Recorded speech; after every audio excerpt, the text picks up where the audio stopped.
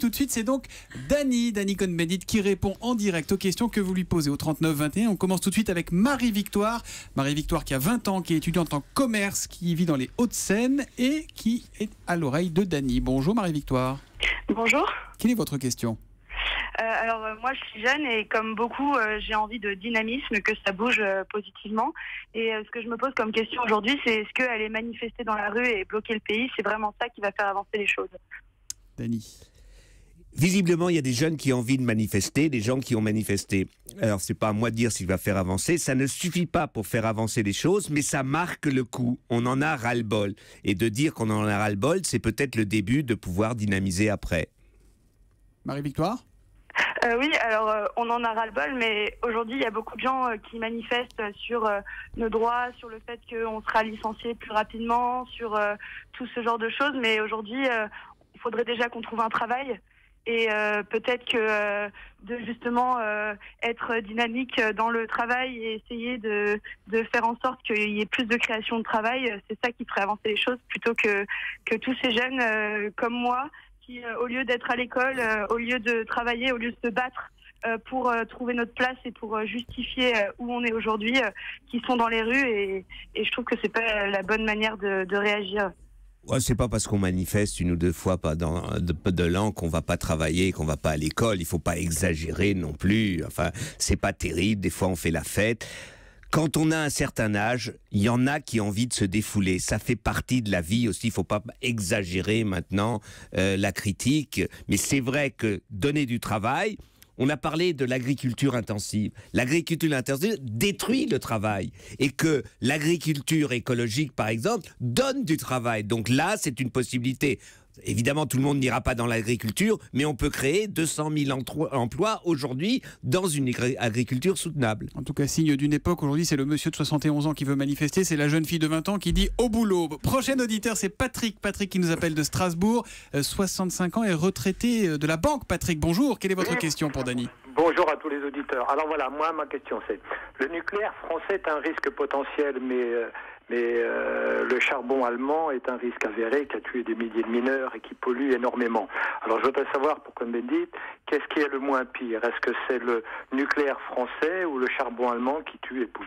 Dany Cohn-Bendit, vous d'abord, le charbon allemand qui tue, enfin le charbon, quand les mines françaises ont fermé, les syndicats ont manifesté contre, on défendait le poste de travail. Il ne faut pas exagérer non plus. Donc c'est vrai que le charbon est aujourd'hui, en parlant environnement, quelque chose de néfaste. Les Allemands ont enfin, trop tard, décidé de réduire de plus en plus maintenant la part du charbon.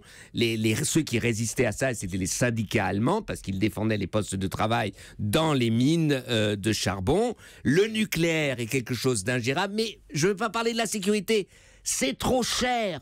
Vous voyez, EDF n'y arrive pas. Le nucléaire, c'est quelque chose que l'on ne peut plus financer. Donc, allons autre part. Les énergies renouvelables et les économies d'énergie, ça crée des postes de travail. Le nucléaire n'en crée pas.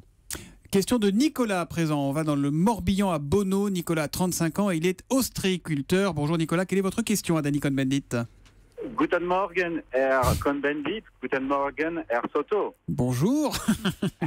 Alors, vu que les hommes politiques français sont incapables de s'entendre, qu'ils sortent du même moule, et au vu des résultats des dernières années, relativement, même très inefficaces, est-ce qu'il ne serait pas bon, pour aller dans le sens de l'Europe, de commencer à recruter des hommes politiques efficaces dans d'autres pays, pour enfin avoir des gens qui fassent avancer les choses, et en plus qu'ils ne soient pas finalement, qu'ils soient un peu plus objectifs que nos hommes politiques français. C'est comme dans le foot, vous prenez les meilleurs joueurs à l'étranger, vous les faites venir, quoi. C'est ça l'idée. Ouais, mais la différence du foot, c'est que si vous avez le Qatar qui paye, vous pouvez vous acheter n'importe qui.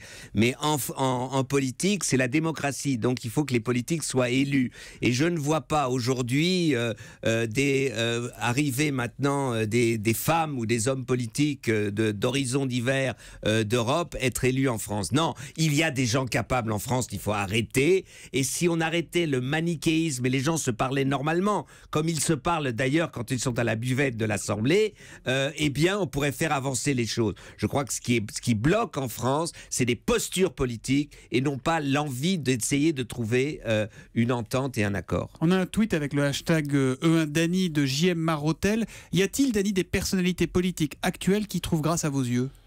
Oui, mais pas pour tout leur programme. D'un côté, je vais vous donner deux personnes. Vous n'avez qu'un bulletin de vote, hein. Je suis désolé pour vous. Oui, non, mais trouver grâce, c'est pas toujours voter. Quelqu'un comme Emmanuel Macron ou Martine Aubry trouvent grâce, les deux. Ils défendent des positions différentes, mais il faut arrêter. Une personne, voilà, on veut une personne. Moi, je suis Macron. Non, je suis pas simplement Macron. Mais mettez les deux dans la même pièce, il n'en reste qu'un au bout d'un quart d'heure. Non, c'est pas vrai. Ils trouveraient un accord. Justement, c'est là où vous vous trompez. Vous vous trompez quand même. Même avec Natacha Polony, je suis sûr qu'au bout de 24 heures de discussion, je trouverai même un accord sur l'Europe. Et alors, c'est vraiment difficile. Mais pas que pour ce qui concerne la façon de mener une politique. Parce qu'une politique, ça doit être cohérent. Moi, je ne crois pas au compromis. Bon, alors là, vraiment, une politique cohérente, ça n'a jamais existé. Jamais en politique. Jamais. C'est du bidon. On sait try and error. On essaye, ça marche, on révise. C'est ça la politique aujourd'hui. Bon, l'accent n'est pas terrible, donc c'est essayer et faire des erreurs. Hein. Error. Oui, Error. essayer de faire des erreurs et corriger. Voilà, c'est ça la politique. Et donc arrêter avec la cohérence. C'est du bidon. On essaye des choses plus ou moins cohérentes, et après on se corrige et on fait des accords avec des autres. Encore un auditeur, c'est Christian qui nous appelle de Maisonnay, qui a 70 ans, qui est retraité. Bonjour Christian. Oui, bonjour. C'est dans quel département Maisonnay? Dans le Cher. Dans le Cher. Eh ben, posez donc votre question à notre cher Dany. Oui, bonjour Daniel. Voilà, je vous parlais football. Et bien que Michel Platini soit pas d'accord, êtes-vous pour ou contre l'introduction de la technologie sur la ligne de but, la caméra témoin si vous préférez? Pour. Absolument pour. Je suis pour une manière d'introduire une correction par la vidéo, même si je sais, et Michel Platini a ses raisons, que c'est difficile, ça peut interrompre trop longtemps, mais on le voit en rugby, ça marche, etc. Pour certaines phases de jeu, la vidéocontrôle me paraît quelque chose d'important. Ça a été avec les auditeurs, Dany?